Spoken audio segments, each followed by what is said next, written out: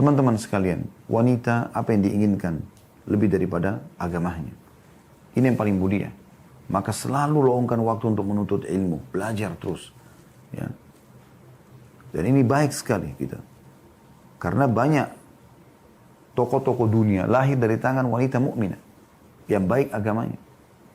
Banyak suami yang sukses di belakangnya adalah istri yang mukminah, yang terus memberikan pelayanan yang baik, support yang baik kepada suaminya.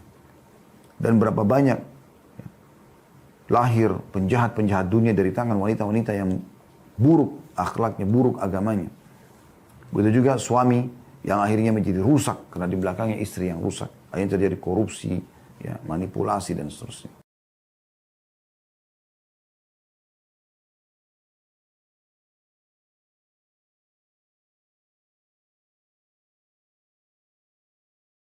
Assalamualaikum warahmatullahi wabarakatuh.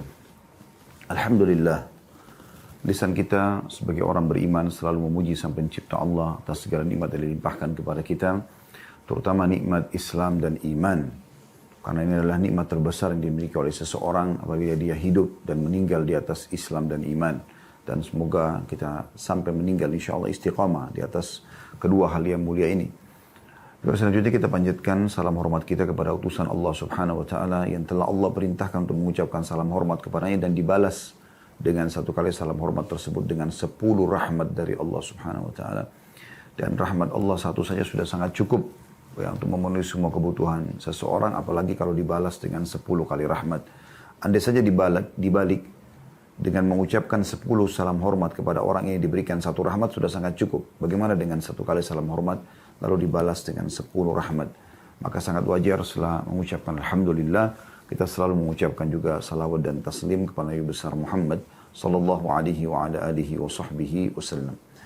Seperti biasa teman-teman sekalian, di hari Senin siang hari jam 13.00, dan itu sudah menjadi jadwal rutin kami di kantor untuk memberikan peluang kepada teman-teman majelis taklim masjid yang kira-kira minta jadwal, ya. Dan itu temanya tema lepas umum, maka insya Allah kami akan aturkan jadwalnya. Dan hari ini permintaan judul tentang masalah muslimah, maka saya mengatakan judulnya adalah Muslimah Inilah Surgamu. Teman-teman sekalian, judul ini adalah judul yang penting sekali, walaupun kita mungkin belum menyinggung di judulnya secara khusus laki-laki. Tapi kapan disebut wanita, maka laki-laki tidak bisa luput dari itu. Karena wanita pun lahir di muka bumi karena adanya ayahnya laki-laki. Dan ayah itu akan menjadi walinya. Belum lagi dia kalau punya saudara, dia punya paman, ya. Dia punya suami pada saat dia menikah. Dia punya anak laki-laki. Maka di sekitar wanita ini ada laki-laki. Semua hukum yang berhubungan dengan wanita dibutuhkan pula diketahui oleh kaum laki-laki. Hukum haid misalnya, memang wanita lebih membutuhkan. Tetapi bukankah suami juga harusnya mengetahui tentang masalah hukum haid sehingga dia bisa membantu istrinya untuk memahami lebih jauh, untuk mengingatkan sebagai ayah, sebagai saudara, sebagai anak? Jawaban tentu iya. Gitu kan. Maka kalau kita mengatakan muslimah inilah surgamu, memang akan lebih fokus ke masalah muslimah. Bagaimana seorang wanita meraih surga Tuhannya dengan izin Allah Subhanahu wa taala tentunya, ya. Dan dengan mengikuti teori-teori agama dalam menggambarkan hal tersebut. Tetapi tidak luput seorang muslim pun harusnya mengetahui. Ya, apalagi memang seorang laki-laki, baik sebagai ayah ataupun sebagai suami, dia akan bertanggung jawab terhadap anak perempuannya ataupun terhadap istrinya. Baik teman-teman sekalian, saya akan coba dalam mukaddimah ini memberikan gambaran dulu. Dunia ini sebentar. Tidak akan pernah ada orang yang kekal di muka bumi ini. Mustahil. Allah Subhanahu wa taala berfirman tentang nabinya Muhammad sallallahu alaihi wasallam, "In a'udzubillahi minasyaitonir rajim, innaka mayyitun wa innahum mayyitun." Sesungguhnya kau pasti akan mati hai Muhammad, meninggalkan dunia ini, dan mereka pun semua akan mati. Jadi sehebat apapun Anda menjaga kesehatan, makanan yang sehat, olahraga, udara yang segar, dan seterusnya, ujungnya Anda akan mati. Betul itu bagian daripada ikhtiar dalam kehidupan kita, ya, menjaga kesehatan, menjaga diri, ya, menikmati nikmat yang sudah Allah berikan dari udara yang segar, rumah yang nikmat dan rumah yang besar misalnya dan seterusnya. Itu memang bagian daripada hal yang dibolehkan dalam syariat. Tetapi kita mau sentuh dari sisi lainnya. Artinya dunia ini akan kita lalui dan kita akan menuju kepada kehidupan yang abadi yaitu akhirat. Dan di sana hanya ada dua tempat, surga atau neraka. Surga bagi orang yang patuh dan neraka bagi orang yang membangkang. Ini harus difahami dulu. Jadi jangan pernah terpengaruh dengan kulit Anda yang masih kencang, umur Anda yang masih kepala 20, masih kepala 30, masih 40, masih 50. Selalu saja melihat orang yang di atasnya. Mengatakan kalau umurnya 20 kan masih ada orang yang 30 tahun. Masih ada orang yang 40 tahun. Kalau 40 masih ada orang yang 50 tahun, masih ada 60. 60 tahun masih ada orang yang 70 dan 80 tahun. Terus dia terbawa dengan arus seakan-akan dia akan hidup selamanya. Sehingga dia selalu dalam kelalaian-kelalaian yang membuatnya luput dari masalah kehidupan akhirat. Nah, dan ini bukan ciri seorang mukmin dan mukminah. Kita adalah anak-anak akhirat. Sebagaimana Ali bin Abi Thalib radhiyallahu mengatakan, sesungguhnya dunia punya anak-anak dan akhirat punya anak-anak. Maka jadilah kalian sebagai anak-anak akhirat. Jadilah kalian sebagai anak-anak akhirat. Ya. Jadi memang kita harus menuju ke sana. Dunia ini hanya kita tunggangi untuk kehidupan abadi di sana. Allah mengatakan dalam Al-Quran, Anda sudah hafal ayatnya. A'udzubillahi minasyaitonir wal akhiratu khairu wa abqa. Kehidupan akhirat nanti jauh lebih baik, ya, jauh lebih kekal. Dan ini dijelaskan dalam banyak ayat-ayat Al-Quran berhubungan dengan masalah ini. Jadi dunia ini sangat terhina, sebentar saja, tempat untuk berlalu. Ya. Jadi bukan tempat menjadi target utama, itu dulu difahami. Sehingga kita selalu berpikir masalah akhirat, masalah akhirat, masalah akhirat. Dan ini memang harus menjadi target utama setiap orang di antara kita. Sehingga kalaupun dia diberikan nikmat, tidak ada kesombongan, tidak ada tabzir, ya, selalu dikontrol dengan hal-hal yang halal, tidak mau yang haram. Dan pada saat ada cobaan dia bersabar, kan dia tahu dia akan mendapatkan balasan pahala yang besar pada hari kiamat nanti. Jadi akhirat itu akan mengontrol orang melalui dunia ini dengan sangat mudah, ya, dengan sangat mudah. Nikmat melimpah dia tinggal bersyukur. Cobaan datang dia tinggal bersabar dan dia tahu semua akan, ya, dia dapatkan pahalanya. Kalau dia bersyukur akan dapat pahalanya di akhirat nanti. Kalau dia juga bersabar atas cobaan, dia juga akan mendapatkan balasannya. Jadi ini sebuah hal yang harus menjadi pondasi dasar dalam setiap aktivitas kita dalam keseharian. Kita akan meninggalkan dunia ini. Jadi setinggi apapun jabatan yang Anda kejar, sesehat apapun badan Anda, seluas apapun rumah yang Anda miliki, seluas apapun rumah itu, sebanyak apapun harta yang menumpuk, ya, dan prestasi dunia, semua hanya akan jadi kenangan pada saat Anda meninggal dunia. Orang hanya mengatakan, oh itu mau rumah dia, oh itu mobil dia, oh itu dulu ada fulan namanya, atau ada seseorang pengusaha namanya si fulan, atau guru dosen profesor yang bernama si fulan. Cuma sebatas itu. Anda akan dikenang di batas-batas waktu tertentu saja. Ya. Ini sering kami kasih contoh. Misal teman-teman kita yang hadir dalam acara ini. Mungkin Anda masih mengingat ayah dan ibu Anda masih mengingat kakek dan nenek Anda. Tapi kalau saya tanya, apakah Anda mengenang dan mengetahui kisah kakek-kakek Anda, nenek-nenek Anda? Mungkin saya yakin kita sepakat kita tidak akan mengetahui kisah tentang mereka gitu. Karena sedikitnya didokil oleh orang tua kita. Kecuali memang dia adalah orang yang saleh, yang salehah, yang meninggalkan karya ilmiah, ilmu, ya, contoh-contoh yang baik, ya, meninggalkan wakaf, pesantren, tanah yang besar yang mungkin bermanfaat bagi akhirat, itu baru kemudian dia punya, ya, sebuah nilai. Atau memang naudzubillah dia menjadi orang yang sangat buruk sekali, seperti kasus Fir'aun yang hanya dikenang keburukannya gitu kan. Tapi ini jarang terjadi. Maksud saya, orang kadang-kadang punya buruk, sudah dia meninggal, orang lepas dari keburukan dia, selesai. Jadi hanya orang yang beramal saleh, orang yang baik-baik saja yang akan terkenang selalu. Oleh karena itu teman-teman sekalian, renungi baik-baik. Anda akan dikenang sehari, 2 hari, 3 hari, 10 hari, 1 tahun, 2 tahun, 10 tahun. Setelah itu, orang akan melupakan Anda. Kecuali Anda punya amal saleh yang memang targetnya adalah akhirat. Baru Allah kekalkan. Makanya di zaman Imam Malik rahimahullah, pada saat beliau menulis kitab Muwatta, beliau berisi banyak hadis-hadis Nabi SAW. Yang sudah masyhur, salah satu dari 9 buku hadis adalah buku kitab Muwatta'nya Imam Malik rahimahullah. Teman-teman tahu pada saat beliau tulis buku itu, ada beberapa murid Imam Malik datang lalu mengatakan, wahai Imam, hampir semua orang yang selevel dengan Anda, ya, di masa itu, ya, juga menulis buku karena tahu Anda tulis buku, dan mereka namakan juga Muwatta. Apa jawaban Imam Malik rahimahullah? Dan terbukti setelah beliau meninggal. Beliau mengatakan, makana lillahi fahuwa baq. semua yang dibuat atau dilakukan karena Allah, maka itu akan kekal. Subhanallah, ya sampai sekarang tidak ada satupun kitab Muwatta yang tertinggal kecuali kitab Muwatta'nya Imam Malik rahimahullah. Padahal yang tulis itu para ulama. Ya.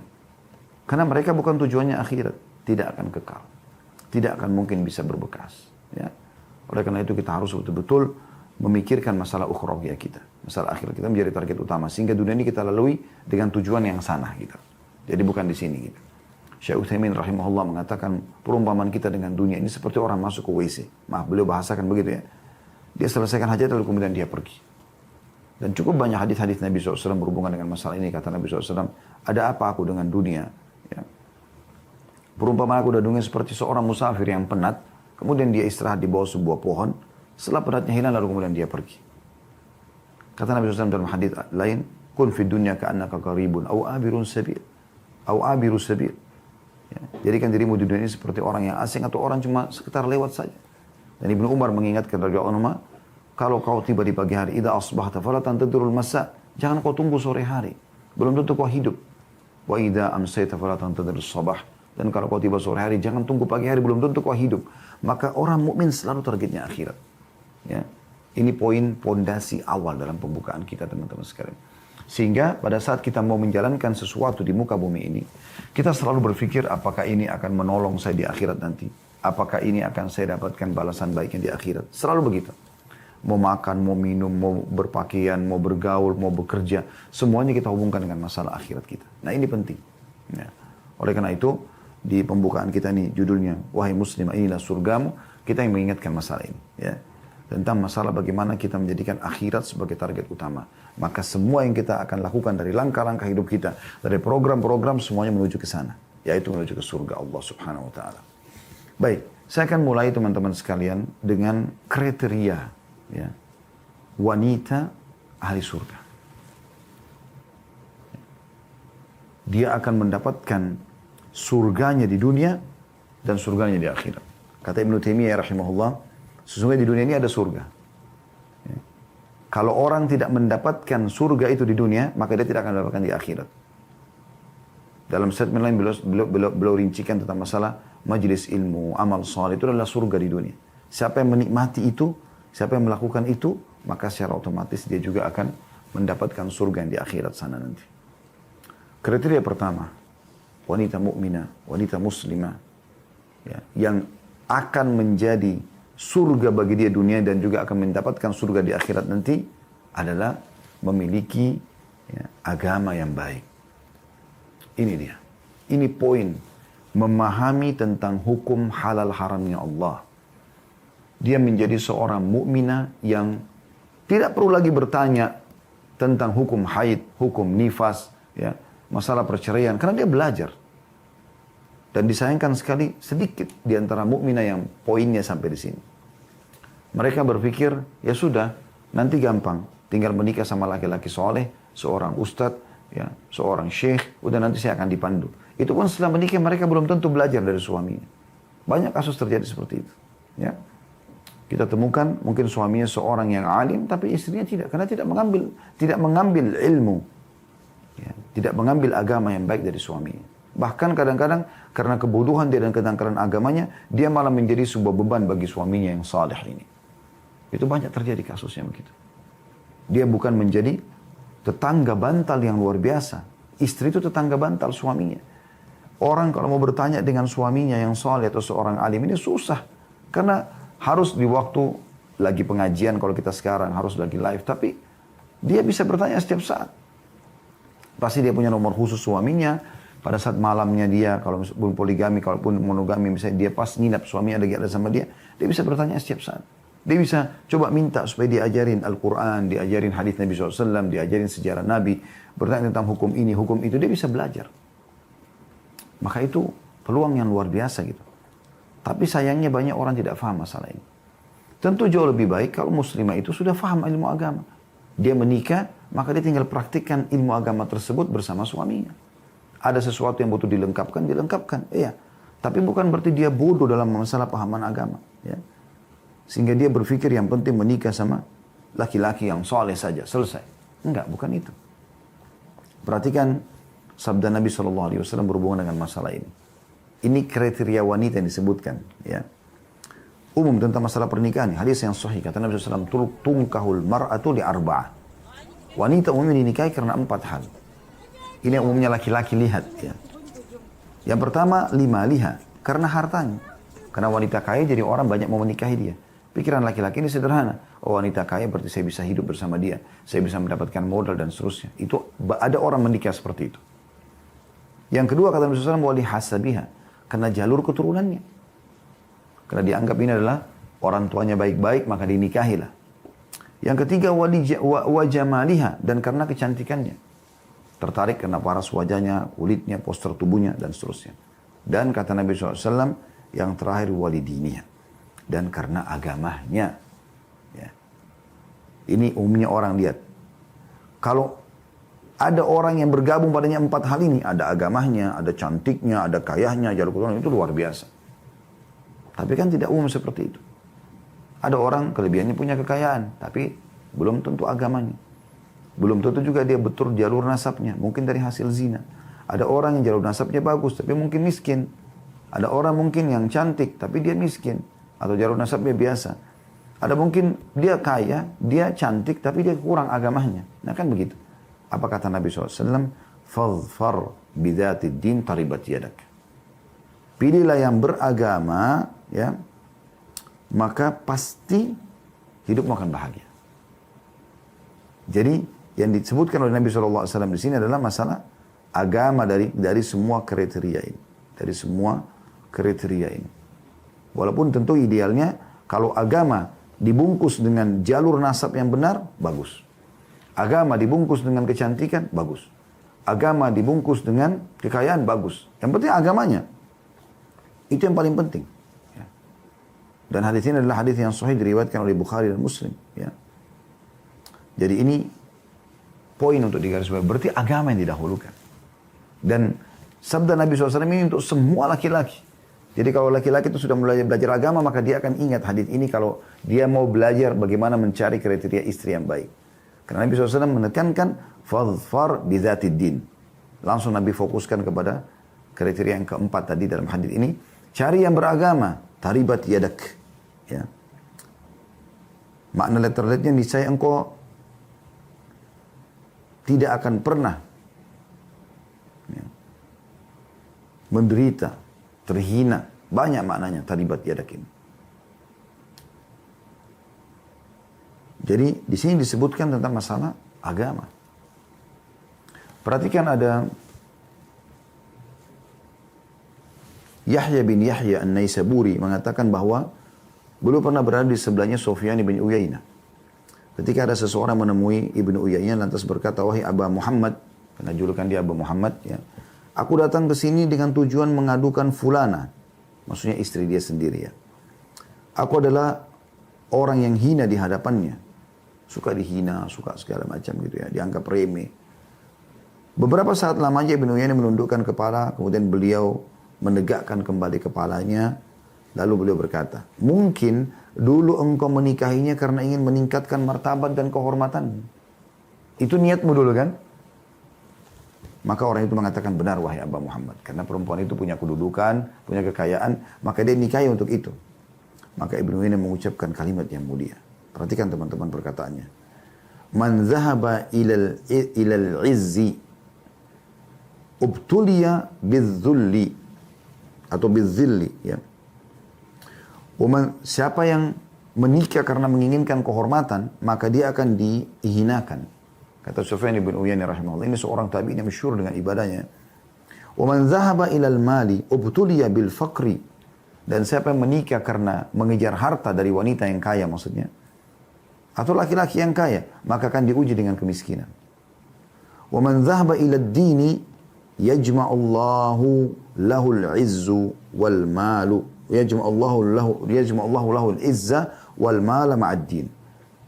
Siapa yang menikah karena agama, maka Allah akan kumpulkan untuknya harta dan kehormatan bersama agama itu. Lalu kemudian beliau bercerita atau mendengar cerita orang itu. Dia mengatakan, kami adalah 4 orang laki-laki bersaudara. Muhammad, Imran, Ibrahim, dan aku sendiri. Muhammad adalah kakak yang paling sulung, sedangkan Imran adalah bungsu. Sedangkan aku adalah tengah-tengah. Ketika Muhammad hendak menikah, dia berorientasi pada kehormatan. Dia menikah dengan perempuan yang memiliki status sosial yang lebih tinggi daripada dirinya. Pada akhirnya dia menjadi orang hina. Sedangkan Imran ketika menikah berorientasi pada harta. Karenanya dia menikah dengan wanita yang hartanya lebih banyak dibandingkan dirinya. Ternyata pada akhirnya dia menjadi orang miskin. Keluarga istrinya merebut semua harta yang dia miliki tanpa menyisakan sedikit pun untuknya. Maka aku penasaran ingin menyelidiki sebab terjadi kedua hal tersebut.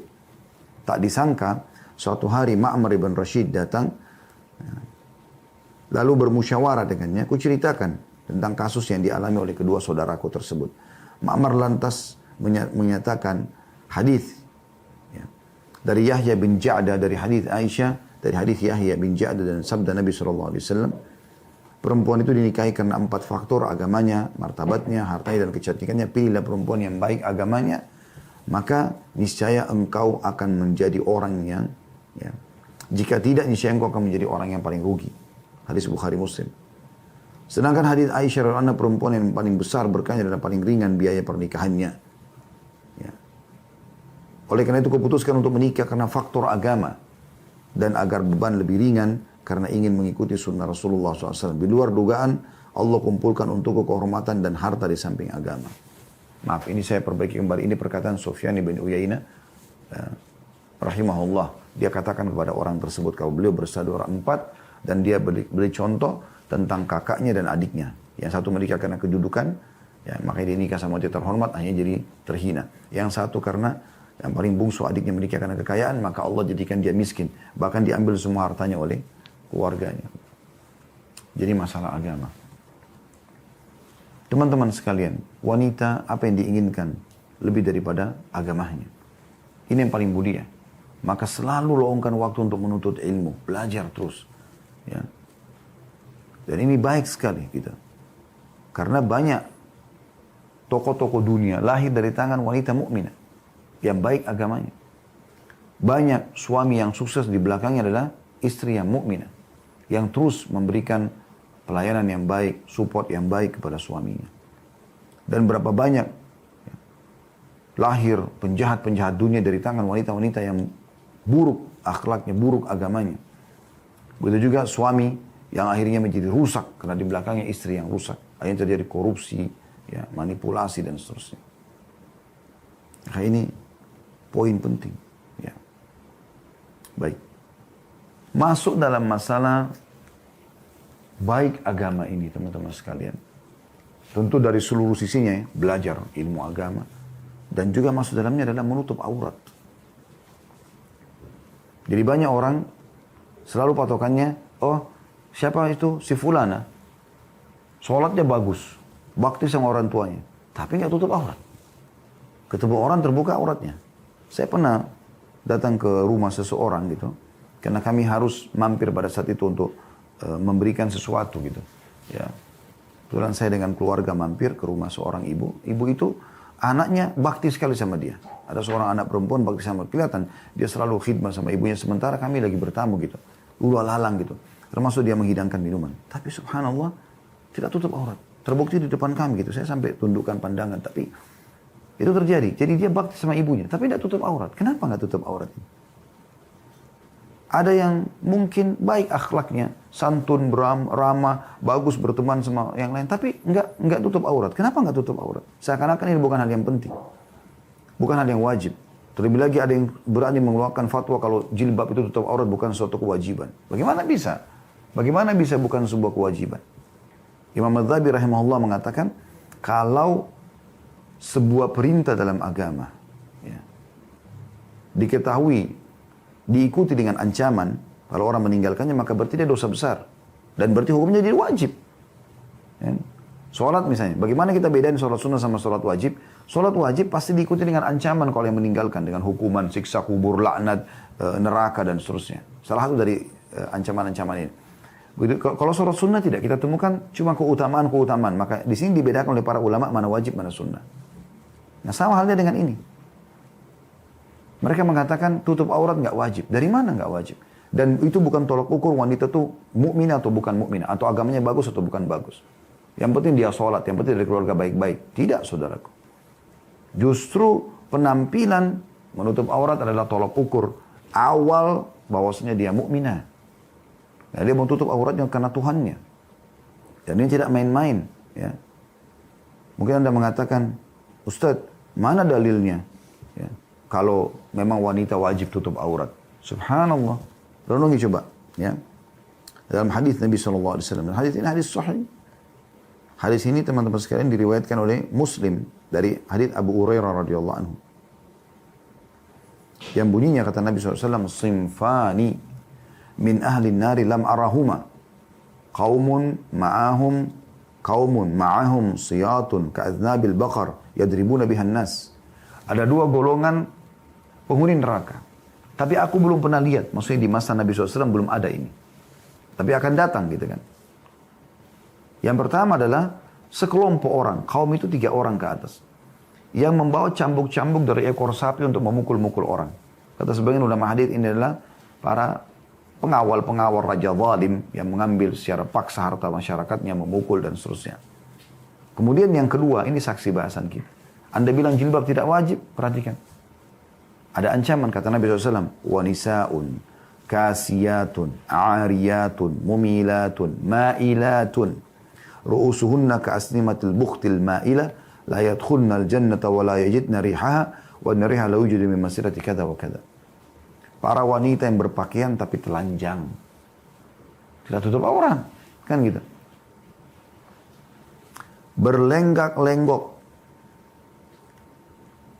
Dalam makna lain, condong-mencondongkan. Dia condong pada laki-laki, supaya mereka terjerumus dalam perbuatan dosa bersamanya. Atau memang dia membuat laki-laki condong pada dia gitu. Kepala mereka seperti punuk unta yang miring. Ya. Karena rambutnya sebentar ke kanan, sebentar ke kiri. Ya. Blow naik ke atas gitu. Apa kata Nabi SAW? Wanita seperti itu. Berpakaian tapi telanjang. Maksudnya apa? Tidak tutup auratnya kan? Tidak akan masuk surga kata Nabi SAW. Dan tidak akan mencium baunya. Dan baunya tercium dari jarak sekian dan sekian. Jelas sekali maknanya. Wanita yang menyingkap auratnya atau wanita yang menggunakan baju tapi tipis. Allah SWT berfirman dalam surah Al-Ahzab berhubungan dengan masalah hijab atau jilbab ini. Ini masuk dalam kriteria yang pertama ya tentang masalah bagus agamanya. Tolak ukur juga di sini gitu. Bahkan ini menjadi tolak ukur utama kan orang begitu lihat wanita muslimah pakai jilbab apalagi jilbab syar'i. Orang langsung dari awal menilai oh ini baik. Laki-laki pakai baju yang santun, baju takwa. Yang Allah mengatakan wa libasu taqwa dzalika khair. Maksudnya orang yang menggunakan baju yang diikuti dengan ketakwaan, menutup aurat itu lebih baik gitu kan. Maka orang langsung bisa menilai oh ini orang ini baik. Dari penampilan awalnya orang sudah bisa lihat. Walaupun itu bukan tolak ukur utama ya, tapi ini salah satu kriteria yang masuk di situ. Kalau ada orang walaupun bagus ibadahnya tapi buka auratnya ini aneh, tanda tanya ibadahnya ini gitu. Apa yang Allah sebutkan dalam surah Al-Ahzab surah nomor 33 ayat 59 masalah ini. A'udzu billahi minasyaitonir rajim. Ya ayuhan nabiyyu qul li azwajika wa banatika wa nisa'il mu'minin yudnina 'alaihinna min jalabibihin. Dzalika adna ay yu'rafna fala yu'dzaina wa kana Allahu ghafurur rahima. Yang artinya, hai Nabi, katakan pada istri-istrimu, anak-anak perempuanmu. Sebagian orang mengatakan ini hanya untuk istri Nabi, untuk keluarga Nabi. Perhatikan setelahnya, dan istri-istri orang beriman. Semua masuk muslimah. Hendaklah mereka mendekatkan jilbab mereka atau menyulurkan jilbab mereka ke seluruh tubuh mereka. Dari kepala sampai ke kaki. Yang demikian itu supaya mereka lebih mudah untuk dikenal sebagai seorang muslim, muslimah. Dan karena itu mereka tidak diganggu.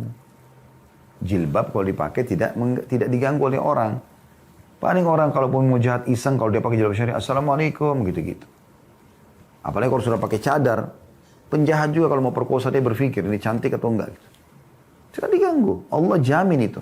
Gitu kan. Kecuali dia pakai jilbab tapi seperti tidak pakai jilbab. Lilit-lilit kecil, kemudian dadanya nonjol, lehernya kelihatan. Ya ini sama aja tadi masuk dalam hadis. Ya berpakaian tapi seperti telanjang. Tutup aurat tapi seperti terbuka gitu. Dan Allah Maha Pengampun lagi Maha Penyayang. Ya. Begitu juga dalam hadis atau dalam firman Allah SWT dalam surah An-Nur, surah nomor 24, ayat 31, Allah berfirman, A'udzu billahi minasyaitonir rajim wa qul lil mu'minati yaghdudna min absarihinna wa yahfazna furujahunna wa la yubdina zinatahunna illa ma dhahara minha.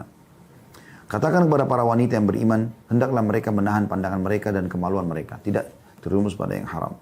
Dan jangan mereka menampakkan perhiasannya kecuali yang biasa nampak daripadanya. Kata Ibnu Abbas, Ibnu Umar, Atha, ya, bin Abi Rabah, ya. Kemudian Mahkul, Atha bin Abi Rabah sampai situ, bahwa boleh dinyatakan atau yang dinampakkan di sini adalah wajah dan telapak tangan. Itu aja yang boleh kelihatan. Ini juga yang dipegang oleh Imam Syafi'i rahimahullah dan mazhab beliau. Gitu kan. Tapi Imam Ahmad segala macam mengatakan sampai wajah pun disuruh tutup. Karena para ummahatil mu'minin menggunakan cadar wajah mereka. Allah juga menyebutkan dalam surah Al-Ahzab, surah nomor 33. A'udzu billahi minasyaitonir wa qarna fi buyutikunna wa la tabarrujna tabarrujal jahiliyatil ula. Dan hendaklah kalian tetap, hai para wanita di rumah kalian, dan jangan kalian bertabarruj seperti tabarruj orang-orang jahiliyah. Yang pertama, apa kata Abu Ubaidah radhiyallahu anhu? Tabarruj adalah menampakkan kecantikan dirinya.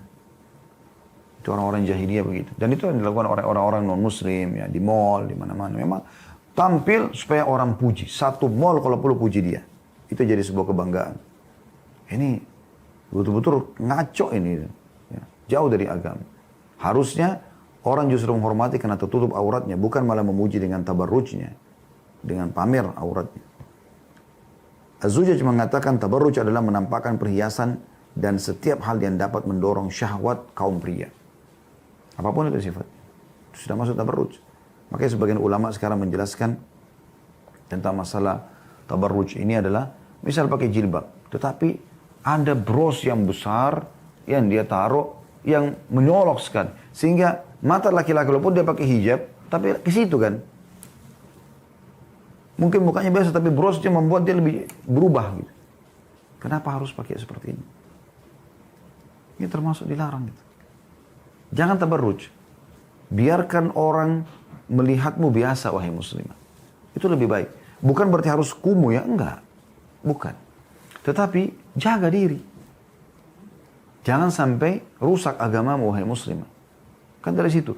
Memilukan sekali dan memalukan sekali. Kalau ada wanita pakai jilbab, tapi pamer depan orang pacaran. Dipeluk-peluk oleh pacar, jadi cium-cium. Suaminya saja nggak boleh depan umum, apalagi kalau orang yang umum. Pacarnya. Kenapa ini? Kenapa dalam kehidupan, dalam rumah tangga seorang muslim dan muslimah, harus ada anaknya dipacari, dan jalan sana-sini dengan pacarnya, dan itu pakai jilbab. Bahkan subhanallah hamil di luar nikah. Kenapa? Kenapa pakaian ini tidak membantu Anda menjadi seorang yang baik? Mencoreng nama baiknya pakaian itu. Harusnya pakaian itu sudah cukup membuat Anda malu. Malu kan gitu. Kita kalau pakai kopiah, pakai baju koko, kan malu kalau kita berbuat dosa. Begitu juga dengan wanita. Harusnya malu. Maksud dalam tabarruj ini hati-hati teman-teman. Jangan pakai minyak wangi keluar. Kecuali memang dibutuhkan. Misalnya hand body kita pakai segala macam. Ada sedikit parfum kecil, mungkin ditaruh di cadar supaya, tapi tidak keluar. Dia hanya untuk dia supaya tidak pengap juga kalau panas segala macam. Atau mungkin mau ketemu sama muslimah, ketemu sama-sama. Mungkin itu masih ringan gitu, tapi tidak boleh yang menyengat ya. Itu pun lebih baik dihindari. Cukup baju Anda sudah dicuci dengan pewangi segala macam, sudah cukup. Gitu. Tidak perlu Anda menggunakan minyak wangi keluar. Ini banyak orang tidak paham.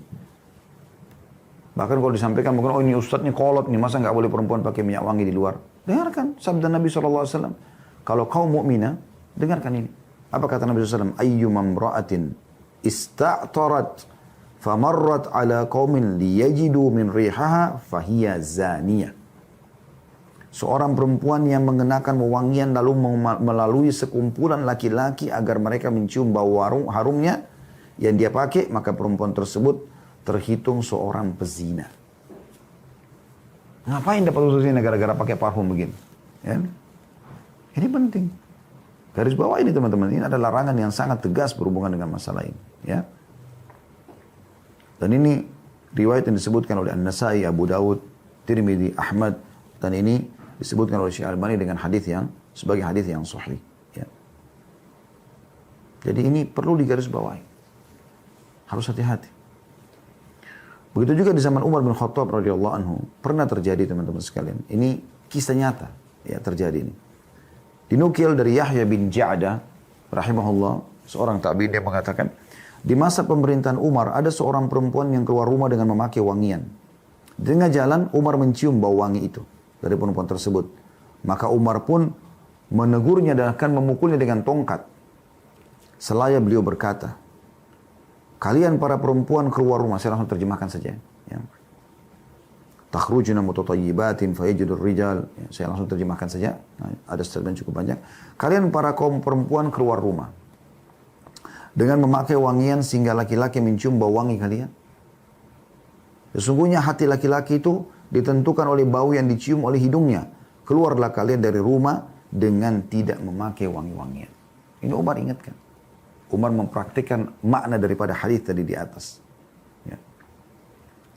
Begitu juga pernah Umar bin Khattab dalam satu kisah yang lain mengecek saf tempat wanita sholat gitu. Entah bagaimana mekanisme, tapi beliau mengecek, intinya begitu. Lalu beliau menemukan tercium bau wangi dari saf wanita. Tapi beliau tidak tahu siapa yang pakai itu. Maka beliau mengatakan, saya langsung terjemahkan saja ya. Seandainya aku tahu siapa di antara kalian memakai wangi-wangian ini, niscaya aku akan melakukan tindakan ini dan tindakan itu. Maksudnya aku akan tegasi dia. Aku akan memukulnya, menghukumnya gitu. Hendaklah kalian memakai wangi-wangian hanya depan suami kalian, kata Umar. Jika keluar rumah hendaklah memakai kain yang biasa. Lalu Ibrahim mengatakan, aku mendapat kabar bahwa perempuan memakai wangi-wangian itu sambil ya mengeluarkan kencingnya karena takut dengan Umar. Ya.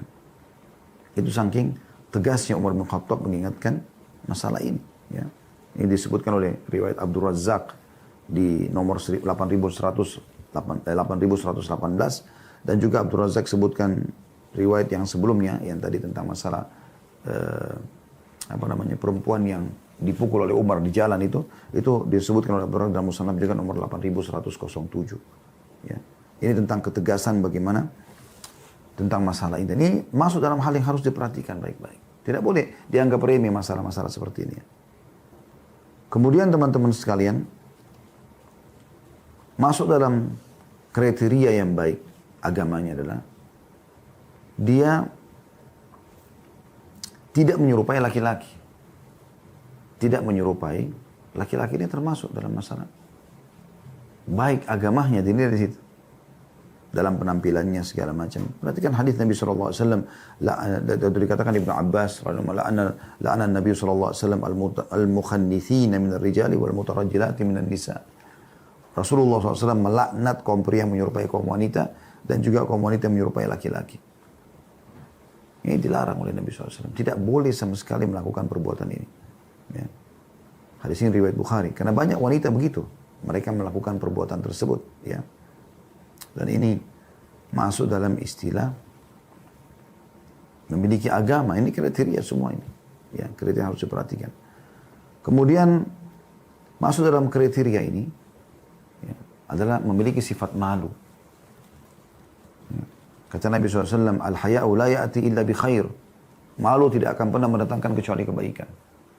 Itu hal yang harus diperhatikan oleh setiap muslimah, mukminah. Mereka malu. Malu dalam arti kata apa? Malu dalam melanggar hukum Allah Subhanahu wa taala. Malu bila meninggalkan ketaatan-ketaatan kepada Allah Subhanahu wa taala. Mereka punya rasa malu. Malu ini akan menahan orang melakukan perbuatan-perbuatan yang salah, ya. Dan hadis ini diriwayatkan oleh Bukhari dan Muslim. Ini harus diperhatikan baik-baik. Dan bagaimana Allah Subhanahu wa taala menggambarkan tentang kedua anaknya Syuaib alaihi salatu wassalam yang tinggal di Madian pada saat Nabi Musa alaihissalam lari dari kejaran Fir'aun. Ya. Allah Subhanahu wa taala menggambarkan tentang wanita ini. Perhatikan dalam surah Al-Qasas ayat 25. A'udzu billahi minasyaitonir rajim. Faja'athu ihdahuma tamshi 'ala istihya'in. Ya.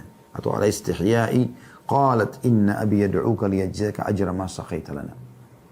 Kemudian datanglah kepada Musa salah seorang dari kedua wanita. Tadi ada dua anak Nabi Syuaib lagi ngisi air di sumur. Kemudian mereka tidak mampu, maka Musa membantu mereka karena ditutup dengan batu besar ya.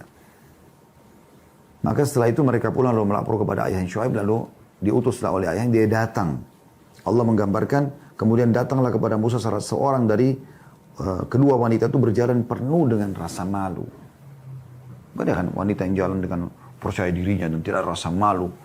Kainnya robek sana, robek sini, kita bahasakan begitu. Karena sudah bajunya singlet, celananya pendek, ya, sudah hampir mendekati celana dalam gitu. Dengan percaya diri jalan di mall, depan orang semua, tanpa ada rasa malu. Ini masuk dalam sabda Nabi SAW, "Idza lam tastahi, fasna' ma syi'ta." Kalau kau sudah tidak punya rasa malu, buatlah susu kamu. Itu akan seperti itu, otomatis gitu. Karena ada orang subhanallah tidak punya rasa malu lagi. Dia tidak mau tahu dirinya itu sedang menyesatkan dan sesat dan menyesatkan. Ini bahaya sekali efeknya. Dan kata para ulama, kalau seandainya ada wanita seperti ini, lalu diperkosa, ya, maka dia berdosa, yang memperkosa juga dapat dosa. Dia juga dapat dosa karena dia penyebab. Dan beda kalau seorang mukminah yang menjaga dirinya, menutup auratnya dengan rapi, lalu kemudian diperkosa oleh orang dengan cara paksa. Maka dia berusaha berontak, tapi dia tidak bisa selamat. Ini kalaupun terjadi. Ya. Maka yang memerkosa dapat dosa, yang diperkosa mendapatkan pahala karena dia menjaga kehormatannya. Dia bukan penyebab. Ya. Ayat ini teman-teman sekalian, bagaimana Allah memuji anak Syuaib yang datang kepada Musa alaihissalam sambil malu, punya rasa malu. Umar bin Khattab mengatakan gadis itu, menjelaskan tentang yang datang kepada Musa alaihissalam, menemui Musa alaihissalam dengan pakaian yang tertutup rapat, juga menutupi wajahnya. Biasanya lihat kalau wanita malu, ditutup sama kain, walaupun dia tidak bercadar gitu. Itu menandakan sifat malunya. Ya. Dan ini sebuah hal yang luar biasa yang harusnya menjadi tolok ukur. Gitu. Tolok ukur. Ini kriteria tentang masalah wanita ahli surga, mukminah. Maksud dalam masalah ini teman-teman sekalian adalah betah di rumah. Ini juga ciri wanita mukminah. Wanita rumahan biasa orang bilang. Dan subhanallah wanita yang sudah terbiasa seperti ini sebelum menikah, setelah menikah pun kita lihat dia akan seperti itu. Lebih banyak suka di rumah, aktivitasnya di rumah. Dan ini banyak sekali ya dalil-dalil yang berhubungan dengan masalah ini. Di antaranya firman Allah SWT bisa lihat dalam surah Al-Ahzab ayat 33. A'udzu billahi minasyaitonir rajim wa qarna fi buyutikunna wa la tabarrujna tabarrujal jahiliyatil ula. Ini tadi sudah kita bacakan ayatnya ya.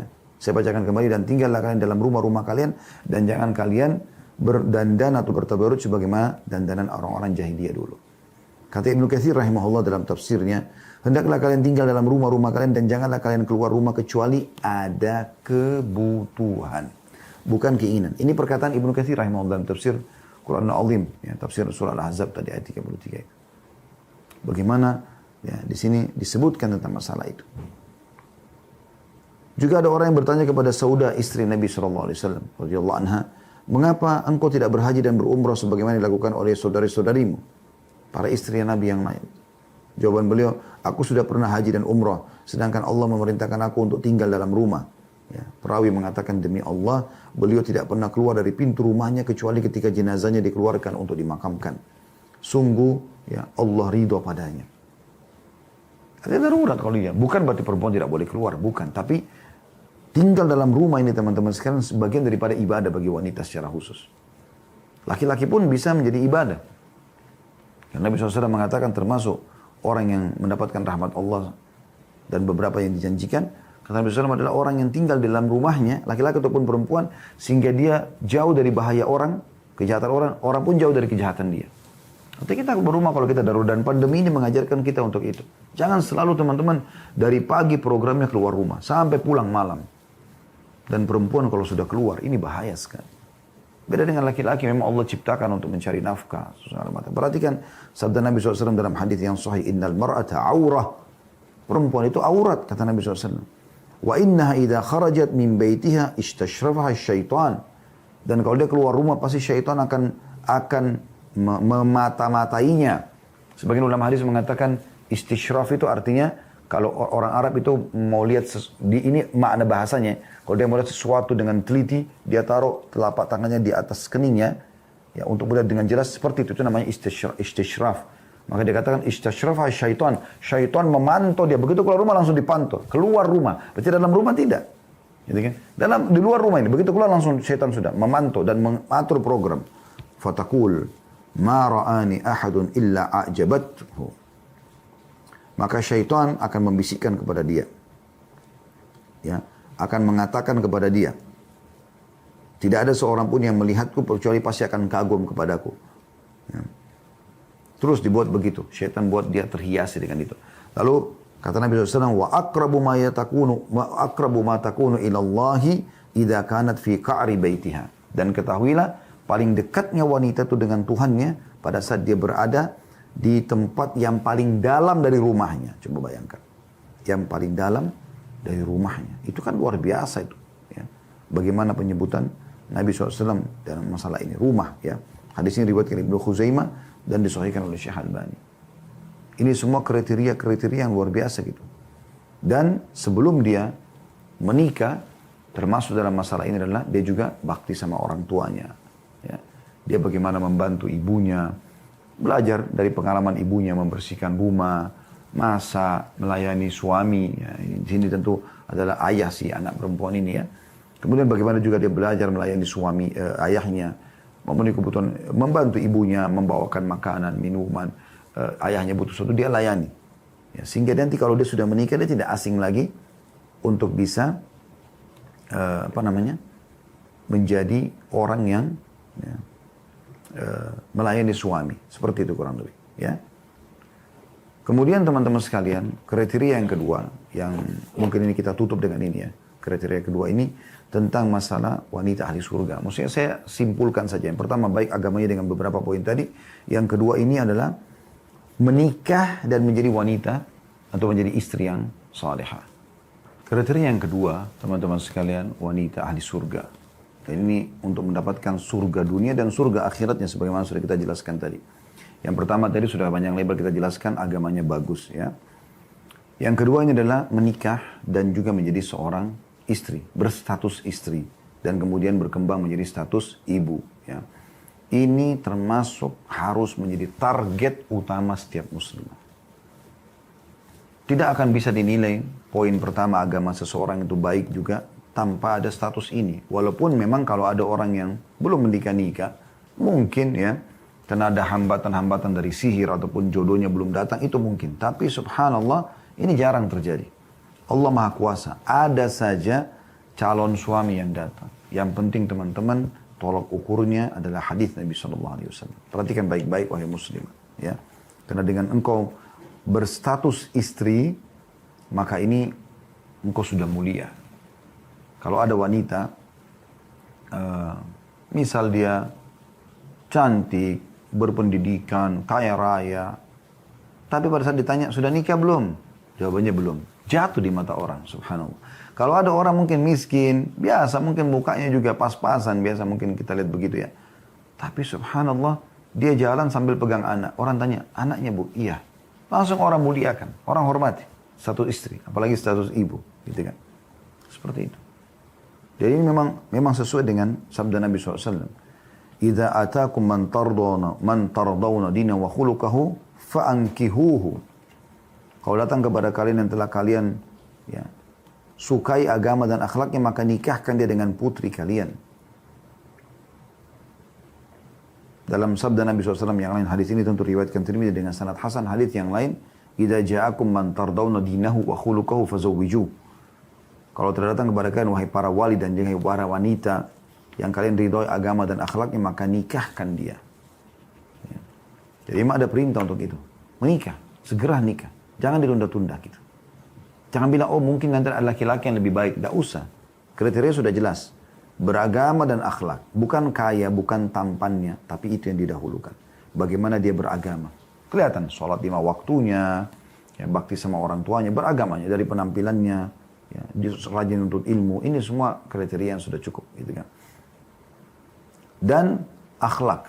Santun, ramah. Ya, dalam kehidupan masyarakat. Itu aja disuruh cari oleh Nabi SAW. Yang lain tidak disuruh cari.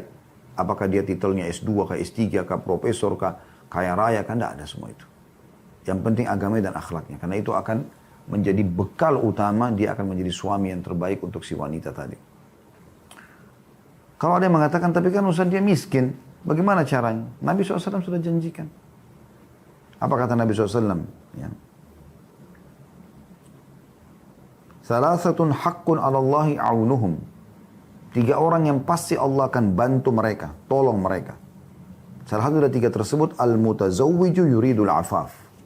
Orang yang menikah karena ingin menjaga kehususiannya. Dan orang beriman pasti menikah karena itu.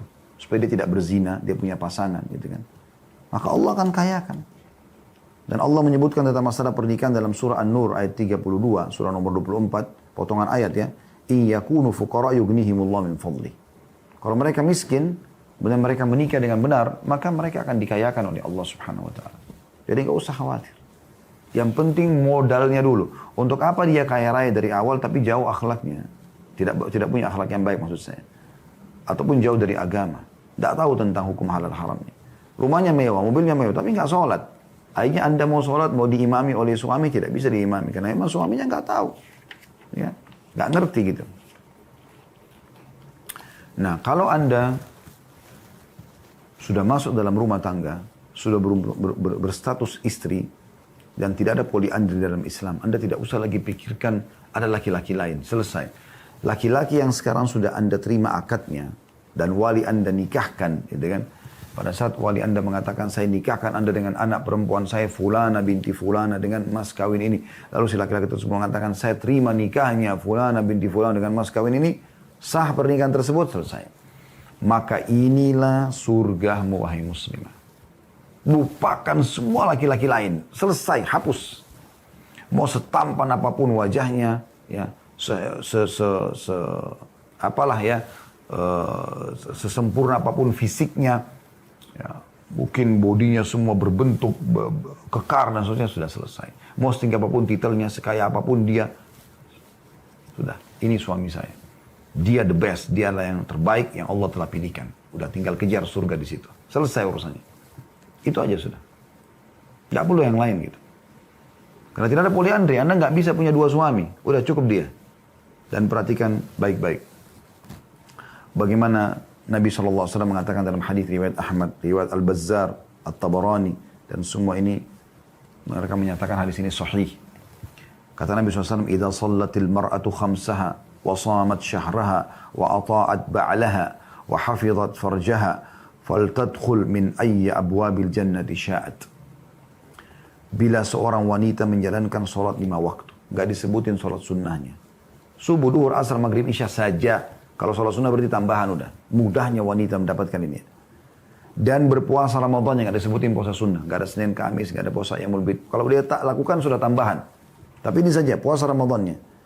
Lalu mentaati suaminya dan menjaga kemaluannya. Ya, sudah suami saja selesai. Suami bilang A, B, B. Selama bukan kemungkaran, bukan haram, ditaati sama dia. Dihapus sama dia dari hatinya, dari pikirannya, dari matanya. Semua laki-laki lain selain laki-laki, selain suaminya sekarang. Nah, itu saja, suami saja. Sehingga tidak ada perselingkuhan terjadi segala macam, maka silahkan ia masuk dari pintu manapun yang dia hendaki dari surga. Sudah selesai. Kalau dia mati, selesai. Maka status istrinya perlu dikejar. Jadikan target. Apakah itu Anda menikah dengan laki-laki yang konsepnya monogami dalam hidup atau poligami? Gak ada urusannya. Pokoknya status Anda istri.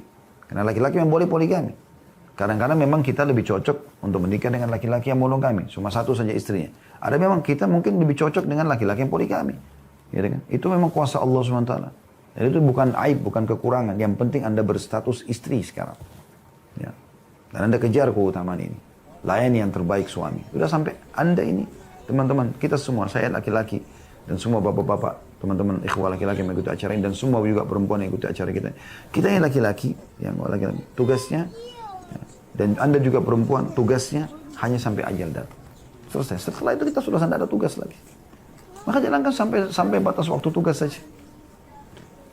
Perhatikan, renungi baik-baik tafsir dan makna daripada surah An-Nur atau surah An-Nisa, surah An-Nisa ayat 34. Saya langsung masuk di potongan ayat ya. Teman-teman yang buka di aplikasi Al-Quran coba lihat. Potongan ayatnya di situ. A'udzubillahi minasyaitonirrajim. Fassalihatu qanitatun hafizatun lil ghaibi bima hafizallah. Potongan ayat ini kita ambil. Apa kata Allah? Wanita yang salihah ialah yang taat kepada Allah. Apa yang Allah halalkan dinikmati, yang diperintahkan kerjakan, yang dilarang dijauhi. Lagi memelihara diri ketika suami tidak ada. Perhatikan, ketika suami tidak ada. Status istri di sini. Ya, jadi jangan pernah lama-lama gadis, jangan pernah lama-lama janda. Nikah saja. Kejar status istri. Gitu. Ya. Kegagalan Anda di rumah tangga pertama belum tentu gagal di rumah tangga yang kedua atau yang ketiga. Menikah saja. Yang penting Anda ambil kriteria agama tadi sudah kita sebutkan. Karena Allah telah memelihara mereka. Saya ulangi, wanita saleh adalah wanita yang taat kepada Allah lagi memelihara dirinya ketika suaminya tidak ada karena Allah telah memelihara mereka. Kata Ibnu Katsir rahimahullah. Kata as-salihat maksudnya wanita yang salih, yang patuh kepada Allah. Sementara qanitat artinya kata Ibnu Abbas radhiyallahu dalam tafsir beliau, wanita-wanita yang taat kepada suaminya. Disuruh temani ia, disuruh tidur ia, disuruh apa saja selama bukan haram diikuti. Kalau suami suruh haram nggak boleh. Karena kata Nabi SAW, la ta'ata illa fi ma'ruf. Nggak boleh ada ketaatan kecuali pada hal yang dibolehkan. Dalam hadis lain, la ta'ata li makhlukin fi ma'siyati khaliq. Tidak boleh ada ketaatan pada makhluk yang berbau maksiat kepada Sang Pencipta. Selama tidak, patuhi saja. Itu perintah Tuhan Anda, Allah Subhanahu wa taala. Allah berikan balasan di situ. Sementara yang dimaksud dengan hafizatun lil ghaibi bima hafizallah, artinya menjaga ya diri karena Allah telah memelihara mereka, disebutkan oleh As-Su'di dan ulama lainnya, yakni selalu menjaga kehormatan suami dan menjaga hartanya serta dirinya saat suami bepergian. Jadi suami status.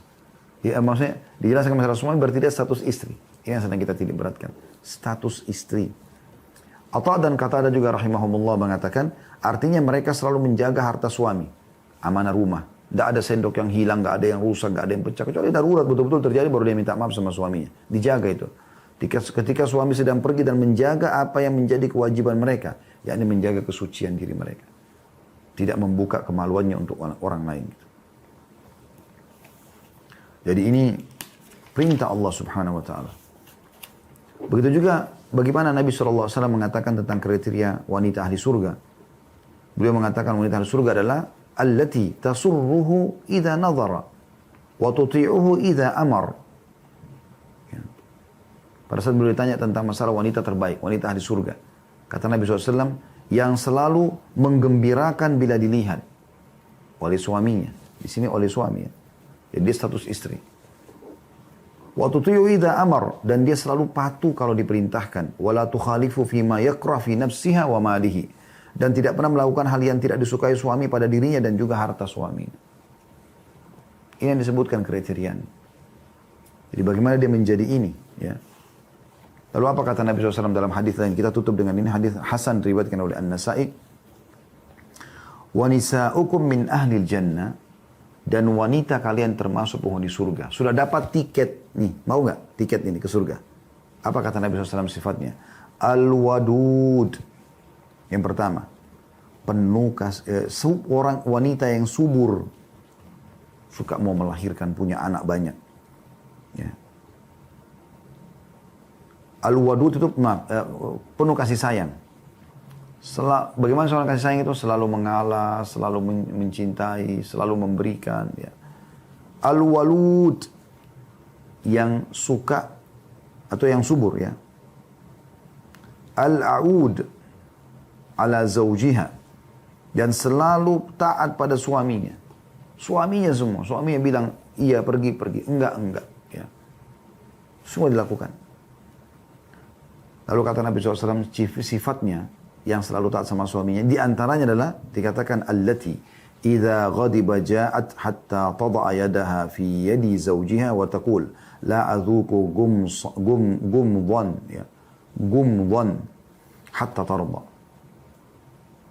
Yang jika suaminya marah, ia datang dan memegang tangan suaminya seraya berkata, aku tidak akan memejamkan mata malam ini sebelum redah kemarahanmu.